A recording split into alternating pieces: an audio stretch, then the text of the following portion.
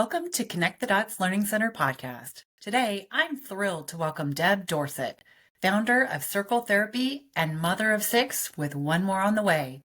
Debb's personal journey inspired her to create Circle Therapy, a family-centered practice that brings therapy right into the home. Her unique approach empowers families within their own routines and culture, and her expertise has led her to develop a comprehensive pediatric feeding course for therapists. In our chat, Debb shares her mission to empower parents and therapists alike through hands-on, practical training, offering insights that are shaping pediatric OT. Whether you're a parent, therapist, or just curious about her approach, there's so much to learn here. Let's dive in.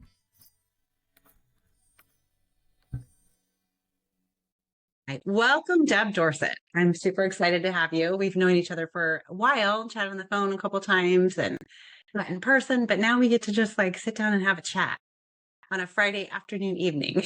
Yeah, thanks, Stephanie. I'm excited to hang with you. Yeah. Yeah, so I have a private practice in North Carolina that's Circle Therapy, and I have a team of occupational therapy practitioners where we do birth to 21, home-based services, and really focus on sensory and feeding. And then we opened Circle Education because of the need for just therapists that we were hearing that didn't feel ready to jump into peds feeding, felt like they needed more support with that, and we're asking for more support. So we have been really lucky and excited to get to kind of expand beyond the kids that we're personally serving in North Carolina to how can we make a bigger impact on, the world of OT and make it more accessible and joyful for OT practitioners that are running into kids who are asking for that type of support. Right. Now, do you have a clinic as well, or is it just home-based?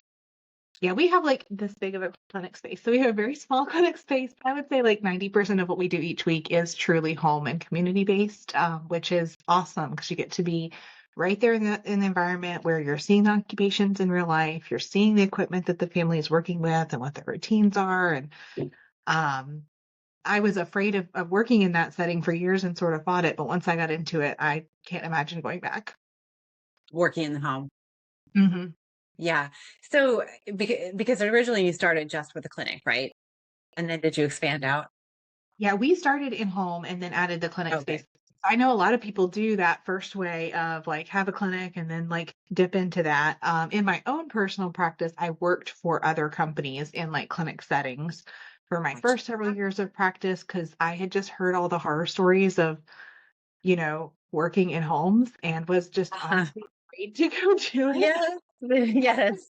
Alone. I thought I would be not safe. I thought I would have questions and need support and not be able to have a team. And I think we've tried to kind of create something unique within our practice where we've worked around some of those barriers so that we are supported and we are staying connected even though we're kind of doing our own thing. Is your office in your house or do you go anywhere in particular to work? Yeah. My role predominantly is more just supportive of my team. Okay. I probably split my time half to my physical team and then the other half to, like I said, working with coaching and mentoring and developing resources for therapists outside of my team that are trying to be more confident with peds feeding. And I work out of an office. I'm really lucky to have an office space. So once in a while, I work from home. I like that because it just lets me focus. Yeah, kind of get in that mindset. Well, take me through your journey a little bit because I know you were a CODA initially and then you went back to school. Is that right? Yeah, so I have known about OT forever because my mom is an OT. So a lot of us find out about OT later in life, and I was super fortunate to just kind of grow up knowing, hey, this is what OT is. My mom is a peds OT. So I kind of knew what OT was in the pediatric space at least, but then did not choose to kind of pursue that until I had children who then needed OT. And so just having, compassion for that parent role and experiencing, what it's like to be that mom who is trying to figure out how to do your best for your kid. Right. And, for those of us who have special needs kids, we have all been there. It feels like lonely, lonely island, right? You're like, this is not the parenting journey I signed up for. I don't know what I'm doing. So, when I kind of had that on the parent side, I was like, well, forget what I'm doing for work. I'm going to go back and be an OTA. And so I was, and worked in a heavy sensory based, like big outpatient clinic space. So Okay. traditional TPT speech all working together, for the first like maybe 4 or 5 years, then switched to at home and then eventually switched to Monday after I got my license on Friday as an OT. We started this practice and just like immediately kind of shifted over to doing our own thing because That's cool. um, I don't know. I was fed up of playing by other people's rules and I wanting know, to right? get my own way. Yeah. That's awesome. And how long have you had your practice? We opened in 2020, so we just celebrated our 4-year anniversary was Woohoo. last month. Yeah. Oh, 2020. Tell me about that. That's like crazy. Yeah, I don't know that we would have actually been pushed to go into our own practice if it were not for COVID. Um, Okay. like COVID brought about a lot of really hard things and crazy things and whatever, but for me personally, just created kind of like this crux at work where things weren't jamming. Um, and at that time, I was a full-time OT student, also working like part-time. So I would go to school Monday through Friday and then like Oh work my Saturday gosh. and Sunday. So that was crazy. And then with And how COVID, many kids do you have? Five? yeah, we have 6 and we are Six. due in 6 weeks for Oh my goodness. So a yeah, so you're crazy busy. mama. But yeah, I think just actually for us, the experience of having COVID and the way that it influenced what was happening at work, um, kind of like pushed me to that point of there's got to be a better way, and Yeah. I don't know that I would have done it on my own, but my partner, now husband, was like, we can do this different. Like we can do this in a different way. Why don't we just like you're almost done with school. Why don't we just do it ourselves? So we did, and that was scary, but it was wonderful. And it's been great to try to balance what we're doing in occupational therapy in a way that feels like values what's best for our kids and values, trying to set up systems that support our therapy team and give them, you know, the type of mentorship and support that they deserve to be Mhm. successful. How long did it take you before you had to hire like another therapist? Yeah, so we started September 30th, 2020, and I hired my 2 people in January, that next. Okay. So it just started taking off. And you take insurance? We are insurance based, for better or worse. We're insurance All based. I think right. that's its own ball game.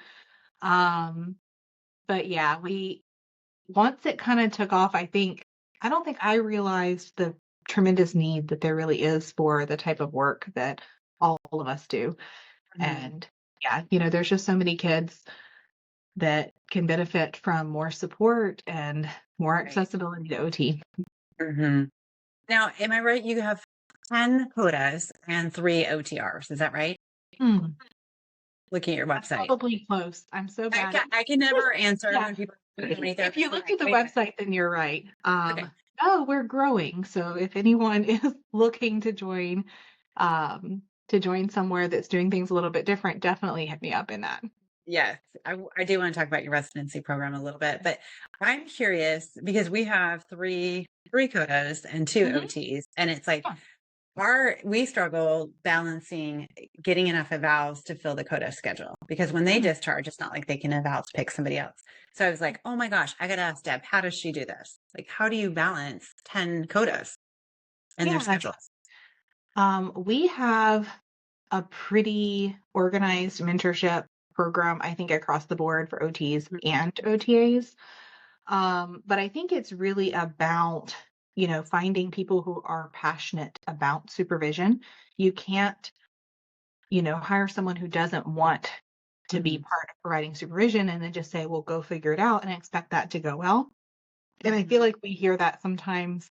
I just interviewed someone last week, and that was part of what they were saying. They were like, well, I was hired to do this job, and instead I'm just doing all the paperwork for the OTAs and I'm not getting to treat. So I think just having like really good alignment with what people want and need, like what your OTs want and need, and then figuring out how to share the load. So I'm an OT. I have a lead OT that's full time and only does supervision. That's what she wants to do. And she is Okay. 100% like in love with it. She gets to work virtually. So she really only comes in clinic or in office maybe twice a month. So but she wants that, and she's really passionate about that model. So I think that's a big piece of it because she takes care of all the insurance paperwork, all the reevals, all the progress updates, all the stuffs, right? And then we have one OT on our team who just loves evaluations.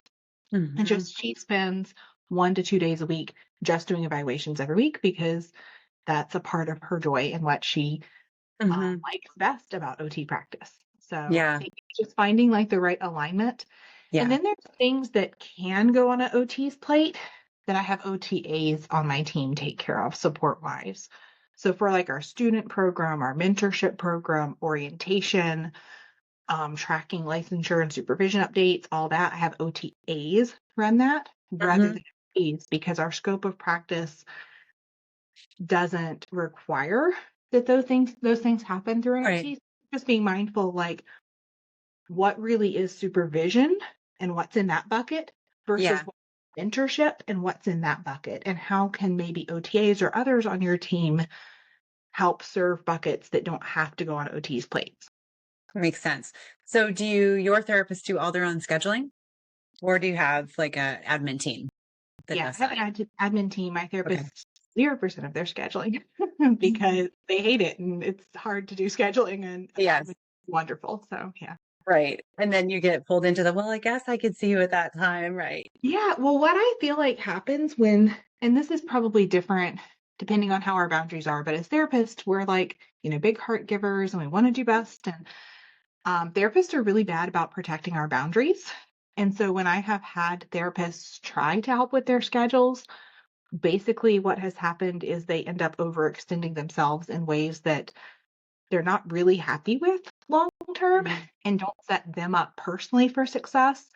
And so I find it much easier for like me and the therapist to meet and agree on like what schedule and what parameters do they need and do I need, and then let Mhm. my admin team work on, holding those boundaries for individual therapists so they can maintain their balance. Right. Right. Yeah. Tell me a little bit about your feeding program and how did you get to where you are now? You must have taken a ton of courses. What did that look like? Yeah. I had a I have always been in feeding in some way, even like Okay. pre-OT, because I had a Okay. brother with Charge syndrome and I was Okay. his like main caregiver and he was G-tube fed. So Okay. So you've been around it. You're comfortable with it. lots of like modified diet through all the surgeries, like before being in the OT realm. And then when I first started working in OT, my daughter was born, let's see, Julie Emma was born about she was born halfway through my OTA um college thing Hmm. degree that That I did. thing. And she had a lot of feeding needs. She actually was on thick and liquids and a modified diet and stuff for the first 10 years. She's 12 now and eats everything. Wow. So like when I started working, I already had that like interest in parents. I was pretty focused on feeding because I was going through it as a mom. And so I'm like, I'm going to take this course. I'm going to take that course. And oh Yeah. goodness, Stephanie, the amount of money and time that I spent on courses was I I bet, but insane. I bet you were like desperate as a parent Uh, to consume that and knowledge. Right? and I was. And then as a therapist, I had great experiences taking courses and I learned a ton. But then I was also really frustrated because it was so expensive. I spent like goodness, like 20, $30,000 easy my first couple years of practice. Mm-hmm. And then I think the other side of it was I would go to a course and like build it all up in my mind, be like, oh, I'm going to learn this and this is going to be like the thing. And then I would take it back to my practice and find like it did help me, but it helped me with like certain kids or in certain ways, but there were still like these big gaps of things that I needed more help with. So kind of halfway through my career, I started doing more and more with my own courses because Hmm. I felt like there's got to be a better way for us to get here that Yeah. doesn't take a decade and doesn't take $30,000. Like this can't be the only way to be a feeding therapist. So that's kind of Right. how I got into doing courses. Okay. Um, and then obviously when I had a team, I was teaching the courses that I was doing for my team, and then they were enjoying that and having good success with that. So it just made sense to offer that to more people. Hmm. Awesome. And you have a framework kind of for your feeding therapy that you follow, right? Yeah, so I developed the pediatric feeding framework, which kind of helps therapists. It's like the center stone of my courses and my mentorship programs, and it helps guide your feeding like thinking processes Mhm. so that when we're approaching a feeding session, we're being sure to utilize for one our OT lens. Because I feel like Mhm. sometimes as OTs, like we get lost in like, do we have Right. practice in feeding? I don't know. The speechies are doing it too. Like, And they're like, and then the you speech know. therapists that I come along, they're like, no, we don't want to do feeding. I'm like, Yeah, and I think it depends, right? There's yeah, OT people who don't want to do feeding, there's speech people who yes, don't, and both who do. But yeah, I really tried to design that framework around like, well, what do we know that we excel in that we bring to the table? And it's really like a checks and balances thing that helps you be able to use what you already know and realize, hey, maybe I am more prepared to work in the hmm peace feeding space than I realize I am because there's so much of what we already learned, even like as a new grad in school, that directly applies to Pete's feeding. right. I just don't know that new grads always have the time within their clinical programs to connect the dots of like, here's how what you learned then matches over to feeding. Right. Right. Okay. Um, Tell me a little bit like if somebody were to start down this feeding path, like what would be your first recommendation, kind of with what you have to offer? I know you have like a daily feeding tip of the day, which is amazing. I don't know how you pull something up every day, but you seem to do that. Uh, I just answer people's questions. Whenever I have to sit down and like think of content, I'm like, I don't know. I don't have anything to say. Right? I don't know. People ask me questions, that's easy. I'm like, oh, well, here, let me help you. So I mostly just keep like a spool of questions and then answer everyone's questions as often as I can. Um, I think different people start in different places Yeah. to answer your question. Like I have people who I meet and they're ready to jump right into a formal training program Mhm. and they go right into like my big 24-hour feeding therapist program, which really truly takes you from like, oh my goodness, I'm terrified of doing feeding. I don't know how I'm going to do this to like, hey, I can do this safely and confidently with pretty much any type of feeding kid, at least at an entry level. So some people are just ready for that because maybe they're already working with feeding kids, or maybe they just have the time, to commit to it or the passion for it. Like I said, my own experience, I had a lot of personal motivators of like, Right. I've got to get good at feeding because I don't know how to feed my kid. Right. And then other people I feel like need more warm up time and need to consider, is feeding really for me um, or not? So I've tried to offer different types of varieties so that kind of wherever people are on their feeding journey, they can continue to have joy and they can continue to push forward. So yeah, you can do the daily feeding tips, which are just on my personal like Facebook page. hmm I also created Peds Feeding earlier this year, hmm mostly because I was noticing wow, there's a lot of really cool OT social media groups, and there's a lot of really cool feeding groups. There's no like OT specific peds feeding groups, and hmm like where's our space in the world? Right. And that has been so fun to hang with those people because I've been able to just go deeper. I feel like I answer questions there. People contribute their ideas and suggestions. I have handouts. I do Facebook Live. So there's just like a lot of resources and support within our community. Like, how do we help hmm each other? How do, as Right. OT, we feel confident and capable in this space that's so important? Right. And then for those who are more advanced, I do a mentorship program too, which is so much fun. Okay. So that would be like a one-on-one mentorship or Yeah, it is small group. I have done okay. both. And I have a few one-on-one clients that really like that one-on-one, hmm piece. But I feel like most people get more out of the group experience because the questions that other people are asking and the Right.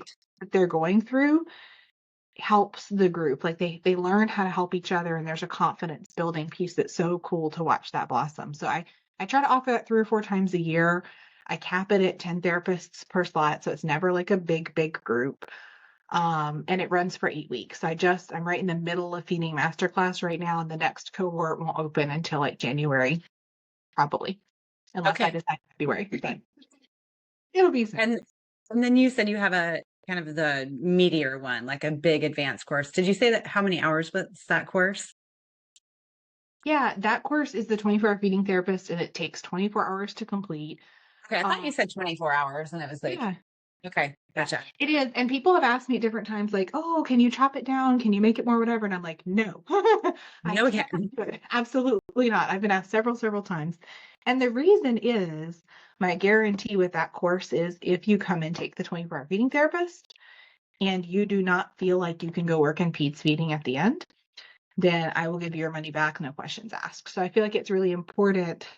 I couldn't make that promise to you Mm-hmm. of knowing that I would have given you enough comprehensive support for you to go and feel confident in peds feeding if I started cutting pieces. Because that course takes you through anatomy and physiology, takes you through oral motor development, like from infancy and beyond. It takes you through all the oral motor reflexes, all the, atypical oral motor development. So, like, what's it like to do feeding with a G-tube kid? What's it like to do feeding with a kid with autism or cleft palate or plagiocephaly? Like, it takes you through all these different diagnoses, takes you through how to administer and document an evaluation, takes you through all the different intervention tricks and strategies and tools, how to teach parents, how to advance liquid and solid diets, how to Mm-hmm. document what we do, how to fight appeals, and then how to Oh, do. wow.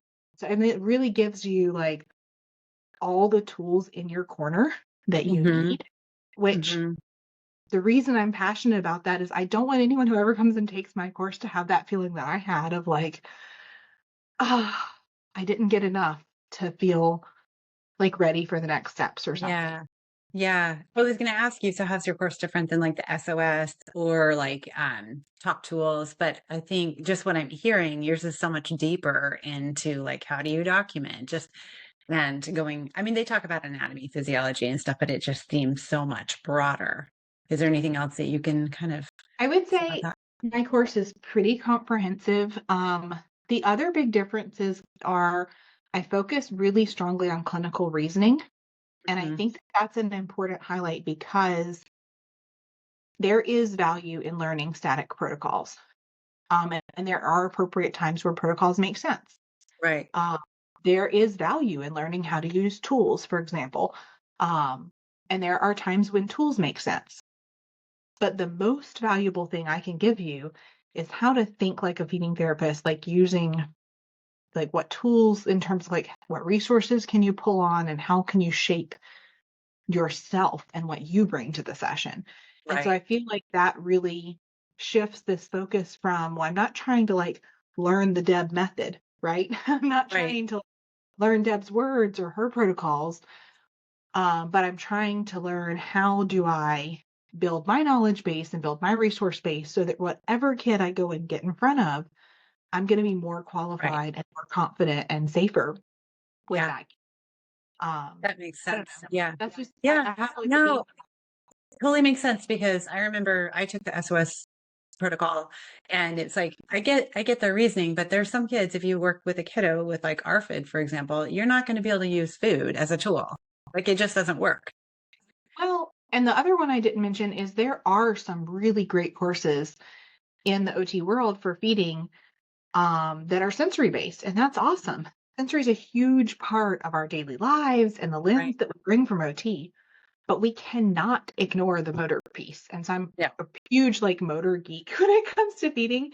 And I think that happens, like it happens way before kids even make their way to us, right? Because the parents notice the sensory and the behavior, and the Mm-hmm. pediatrician notices the sensory and behavior. And so when you're getting these referrals come to you, they're identifying and expressing, my kid's just a picky eater. I don't know why he won't eat his broccoli. There's nothing wrong with him. And if all we're looking at is that sensory angle and all we're, coming at that child with in terms of like intervention strategies is the sensory and behavior piece, we're basically not listening to them. Mm-hmm. As like, as you know, you're a PEDS person, behavior is communication, right? Right. So I try to come from it a little differently. And like one of the analogies I'll use is like if you saw a child using a reverse walker, for example, you would not look at that child and say, there they go being lazy. You would look at Right. that child and think, they must have like issues with balance, or maybe they get tired, or like you would immediately start thinking what physical deficits are related to their need for this compensation. And yet when we look at feeding, especially picky eating, a lot of times, like I said, parents and pediatricians, and I think it can be a thing that happens if you only take sensory-based courses, you start to miss that physical piece of, Right. but what's physically going on as well? Because Mhm. yes, sensory might be a huge part of this child's needs, but you know what happens if you stop practicing walking? Your legs get weak. So if we stop Right. practicing eating all the different foods, guess what happens to our faces and our mouth? Right. They They get don't weak. have they don't have beautiful coordination. They don't have great strength. They don't have great symmetry. So I try within my pediatric feeding framework to really capture, yes, supporting those behaviors and yes, supporting those sensory things, but how do we also kind of hit the heart of, does the child have the skills to eat Mhm. what we're asking them to? Because Mhm. if not, you can touch it, lick it, smell it all day Uh, long, and then they're going to have a bad experience, and then they're going to and like, it's just gonna keep going. Right. Yes. yeah, right. And it Yeah. doesn't stop. It just keeps going. So Mm. I don't know. I'm a big believer in back up and let's Yeah. give the physical skills first. Right. And then once they have the skills, then let's work through the anxieties and the sensory needs that feel scary and different to them. Mhm. Because once they have the skills, then if you touch it, lick it, smell it, their experience is going to be positive because they're going to have Right. been ready for that next challenge, you know? Right. Yeah, that makes sense. Um, do you what do you feel like is the number one feeding problem that you guys tend to see? I know there's probably a lot, but like, Hmm. I mean, I think across the board, not just us, but everywhere, picky eating is probably the like yeah, first picky referral that eating. Yeah. Are you uh, getting a lot of RFID kids? I feel like that's a newer thing, but I mean, I do too. it's basically, and that probably sounds rude, but it's basically like extreme picky eating with a new fancy label. Like, I don't know. I feel like we've been dealing Drives with me RFID crazy. forever, but Yeah. and I've done some recent RFID trainings, but it just sounds like uh, there's a deeper and broader understanding and recognition of picky eating that in its extreme cases is now being labeled as ARFID. But Hmm. Hmm. uh, yeah, I still think that's probably the number one. But the thing is, Stephanie, all the kids that we're already working with, I shouldn't say all, 80 to 90% of the kids that you're already working with need feeding support. They're just not getting it.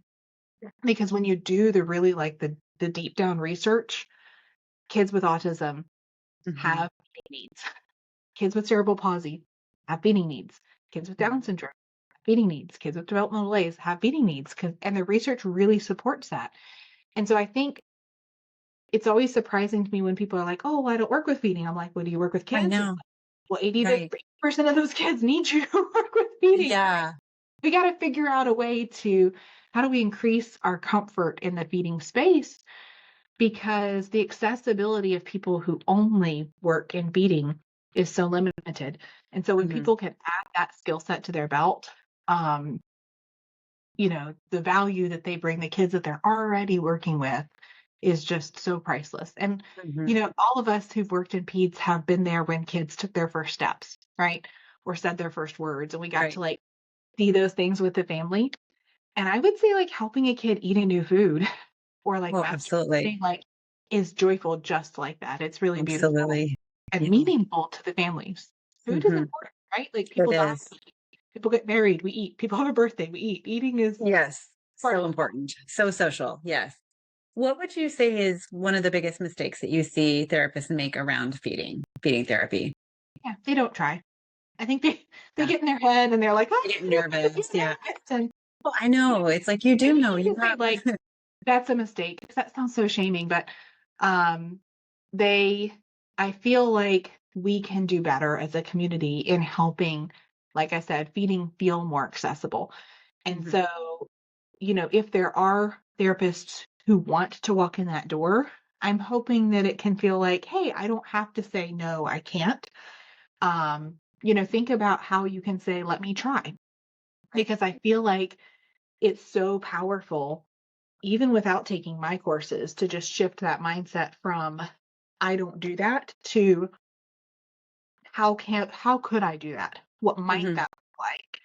Um, and so that's part of the things that I tend to go over somewhat in my course, definitely in my groups, definitely in my mentorship program is like building that confidence of like, how do you say, because you can't go in a session and be like, I've never done feeding before. Let me see your kid, Yeah. right?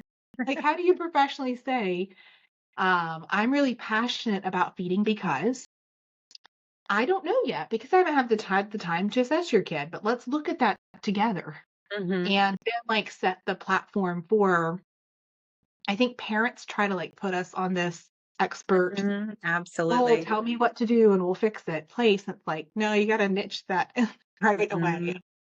You know, how can we partner together to try strategies that we both believe might work and then decide what strategies are and aren't working for your child, right?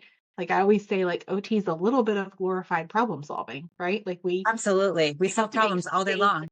We have to Right. make space for ourselves to get it right and wrong, though. And we Hmm. learn from both of those experiences. And as long as the child is safe in the things that we're exploring and trying, the potential for anyone, even who's new to feeding therapy, to make a positive difference is much, much bigger than the potential of harm if that child just continues to not receive any support for feeding. Right. One of the kind of complaints that I'll hear in my therapist, we have quite a few feeding kiddos, and um, just that they're talking to, trying to train parents, and that the parents are forcefully feeding the kiddos and they're not taking, their advice or whatever. How do you incorporate parents into the sessions? I know you're in the home, so that makes it a ton easier. You can look up their setup and everything else, but how do you coach that parent with the information, Yeah, especially when you have yeah. parents fall all over the board too, right? And Oh, I think 100%. I think the parent of a feeding kid is anxious for the most part, right? They're Yeah. worried about their kid and they want them to be healthy and they recognize that if they would eat differently, they would be healthier and they would be Hmm. happy. Hmm. I think for one, setting the right expectations at the eval is really important. If I have a parent who's pushing me heavy in the eval to write behavioral or food-based goals, I need to level with them right now and say, look, I want to help them eat broccoli. That is important to me, and I can see that's important to you. I can't work on them that yet because the reason they're not eating broccoli is they can't move their tongue. XYZ. Yeah. So Right. I think, we do clinical reasoning bridges as one of the handout tools that we use, but it Hmm. basically we work with our parents to help reframe their focus because their focus is on that behavioral food-based outcome. Well, my kid is eating 3 foods. I want them to eat 5 foods. Can you please write a goal for that? So I think you have to be honest at the eval. No, I'm not going to write that food-based goal because that's Hmm. just need that expectation and that focus on the food. And right now, the focus needs to shift and get reframed on the skills to eat. Hmm. Once we have the skills, then we can come back to that question of, well, now with these skills, what foods are we choosing to eat? So I think it's all about, like I said, setting that expectation at the beginning. And then on a continual basis, reminding and bringing our parents' focus back to, wow, did you see how little Stephanie moved her tongue? Yeah. That's Yeah. great. Mom, you did an awesome job helping her practice move her tongue to the left side. Hmm. That's her right side. And she just did that for you. Right. Hmm. So as long as parents keep focused on understanding, well, what are we measuring? Because if you Hmm. just tell them we're not going to measure behavior in food, but you don't give them something else to measure, Yeah. it can become very, I don't know, like hopeless really quickly. They Yeah. need they need to understand your goals so Right. that Well, they they can feel change their misunderstood, right? And they don't understand the home program or anything else because you haven't connected the why. yeah. So- But I think once you do, Oh, 100%. then you give them a way to be able to measure success. Hmm. And then Hmm. their ability to kind of relax on those food-based goals Yeah. that they might initially and are still important and still Yeah. valid, Yeah. but they're able to like see the joy and success throughout it. And we wrote a book last year to help parents, and I think it's been helpful for therapists too in guiding parents. I don't know if you've read, we wrote 2 books, but this one is the Unpicky Eaters book, and it talks about that parent journey through how to teach your parents and coach your parents of letting go of the anxiety and Right. lean into practices that support. It's basically like what every feeding therapist wish their parent knew so that they could Hmm. get to buy into home programs and Yeah. really embrace Awesome. at home what they need to do for success. Yeah. Love that. Love it. Okay, tell me about your residency program. Oh goodness, that is so fun. So that is brand spanking new. Yeah, brand new. What we decided to do is, provide a more controlled opportunity for those who want even more extensive mentorship. Let's say you don't want to just learn remotely, right? You want to be fit here physically in a hands-on way. Then you're able to come and apply for a residency program. We're taking one person in January, one person in March. So if two openings coming up that are not filled for 2025, the applications are still open. If you come and do that, you get access to about $3,000 of CEUs walking in the door, all feeding related. And then additionally, you're paid for your 4 days of work where you're treating clients and getting mentorship and support with feeding clients during those hours. And then 1 day a week of clinical work where we're working together on research projects and additional mentorship and additional training. So you basically have like one whole day of mentorship and support focused in peds feeding for a whole year. Wow. And they're To not treating patients on that day. not treating patients. So treating patients 4 days and then 1 day dedicated to just their research and clinical support work. Okay. Yeah. Wow. And are you heading up all of that, the one day with those? Yeah, it's in collaboration with my team. So Okay. I am, designing the program and present for elements of it. There's certain projects that I am spearheading personally. So like right now I'm in the process of doing a cleft palate research program. So that would be something that if they wanted to join that project, then they would be working closely with me because that's like my baby at the moment. Hmm. So I think it sort of depends on how they want, and they would have some choice in how they want to focus that time. Hmm.